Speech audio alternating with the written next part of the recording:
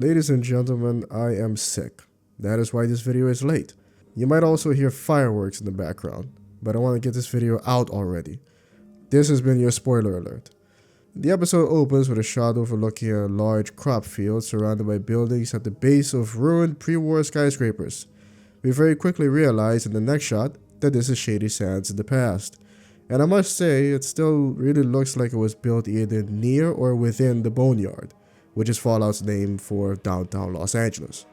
This was a pretty big discussion during Season 1, but long debate short, some said that this breaks the lore because Shady Sands was not built in the Boneyard. The Boneyard settlement was called Adytum. Some said that it does not break the lore, theorizing that this isn't the Boneyard at all and is instead a different city in California, maybe Fresno. While others simply said, stop complaining, get over it. Maybe there is no point arguing about it anymore due to what ended up happening to Shady Sands. We see a squad of NCR soldiers along with a single NCR ranger who is not wearing the standard veteran ranger combat armor, but is instead rocking what appears to be the advanced riot gear armor set.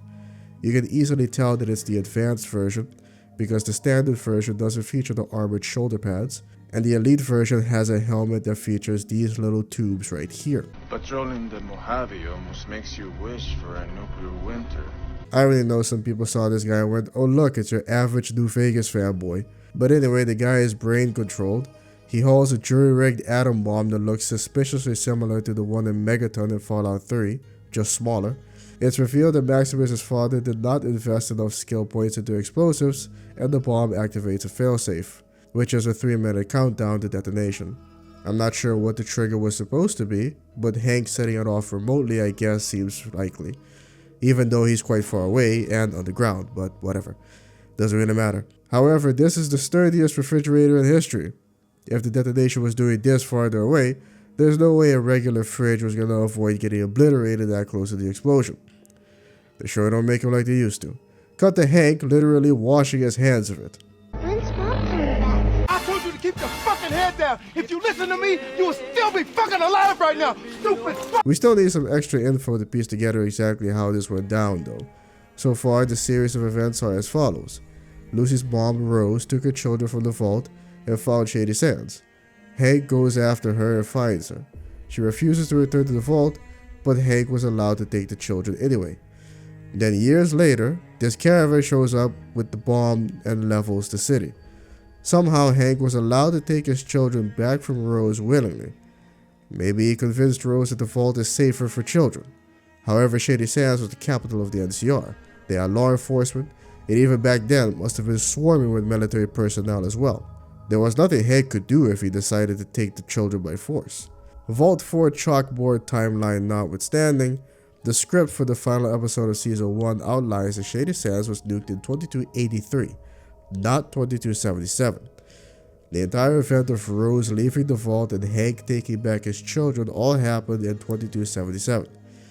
Within that 6-year window, did Hank leave the vault again, travel to the Mojave, implanted a caravan near with a control chip, found a nuke, I guess in a Vault-Tec storage facility, and went back to the vault? Did someone else do it on his behalf? Who? If anyone has any ideas, please leave them in the comment section. Now this next section isn't exactly lore, but did anyone else notice something odd about this scene with Maximus? The cuts between the event and Maximus in his armor seems to try and make us think that he's the one inside the armor that's using the assault rifle. The rifle firing, cutting to the light from the muzzle flash appearing on his eyes, stepping on the ghoul's head and him looking down at it. But we clearly see at the end that he's in the former Knight Titus's armor. He went back for it, and he's using that modified pistol. I don't know, I just thought it was kind of weird. So the Brotherhood manages to uncover the location of what appears to be Area 51 beneath the sand, right next to an innocent looking playground. Maybe in later episodes we'll get to see some of the base's subterranean sections, but for now we get a few hangars.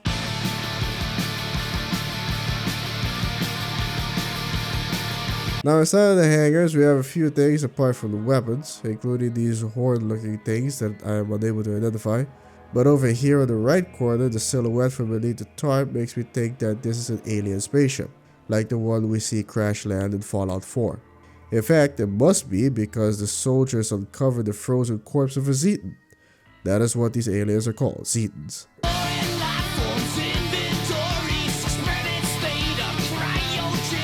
To think this all started with a simple random encounter in the first Fallout game. We didn't even have a name for them until Fallout 3. Regardless, the Brotherhood seems very disinterested in aliens and pristine automobiles. But we do see their clerics. This chapter doesn't use scribes. But we see their clerics examining what appears to be a prototype Pip-Boy. This thing I'm unable to identify. Ancient statues. What appears to be the US Constitution. And the Ark of the Covenant. They also find a cryolator. Also, I want to say that this looks like an apple of Eden from Assassin's Creed, but no, it can't be. Instead, some Brotherhood soldiers are playing with a different kind of apple, namely a plasma grenade. So what are they trying to say about the Brotherhood of Steel?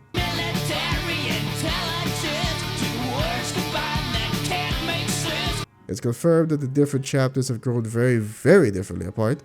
So despite the whole religious nonsense that this chapter has adopted, the actual members are a bunch of children playing with loaded guns. The frontline soldiers at least seem to care little about their ideals of preserving technology and using them, in their words, responsibly.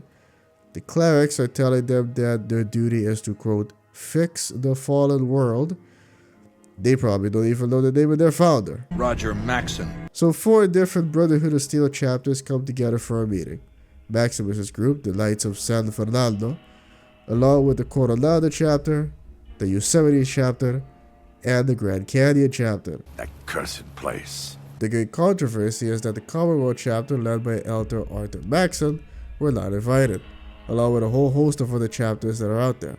But perhaps those chapters no longer exist, or they only invited chapters with access to at least one airship. While Fallout Tactics isn't fully canon anymore, it's still no surprise that the Midwestern Brotherhood aren't here, since I believe they lost all their airships. We know that since very recently in the current timeline, the Lost Hills chapter is still around, but I guess it's represented by Arthur Maxon's chapter now. And then there's the Mojave chapter. We don't know if they're still around, still in hiding, got blown up, or what. But the Commonwealth chapter is feared by the chapters in the show, and for good reason. Arthur Maxon seems to run a tight ship. They still hold on to the ideals of preserving technology, especially the kind that puts people in the hospital, as Mr. House once said. This has led them to things like nuclear weapons and giant robots. Also, remember how I mentioned that crashed alien spaceship for Fallout 4? Imagine if that's canon, and the Brotherhood seized it. I don't know why they're so amazed to see fusion cores. I guess they've never been to Boston.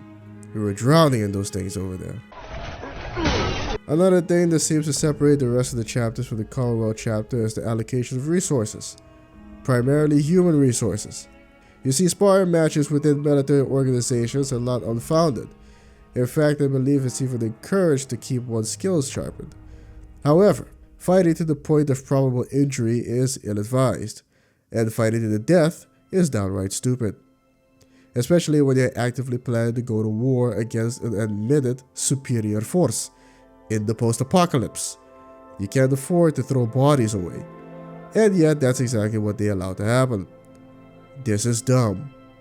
And finally, we have Paladin Harkness, liaison from the Commonwealth.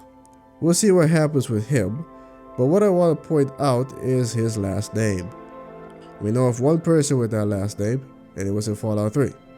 The Chief of Security in Rivet City, Harkness, who turned out to be an escaped synth from the Commonwealth. Now, I'm not saying that this is the same synth with a different face and new memories, but we have seen synths join the Commonwealth Brotherhood before, and rise up to the rank of Paladin. Obviously, no one knew they were a synth, not even the synth themselves, and as far as I'm aware, synths are sterile. But maybe Harkness adopted a son? Or they're just reusing the name and there's no connection.